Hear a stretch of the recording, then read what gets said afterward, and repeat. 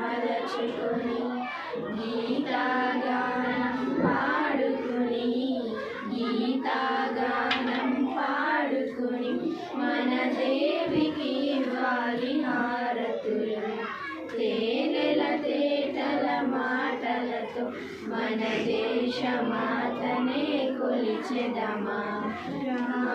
జడాధర భావనతో హిమశైల శిఖరమే నిలబడగా జడాధర భావనతో హిమశైల శిఖరమే నిలబడగా గలగల పారే నదులన్నీ గలగల పారే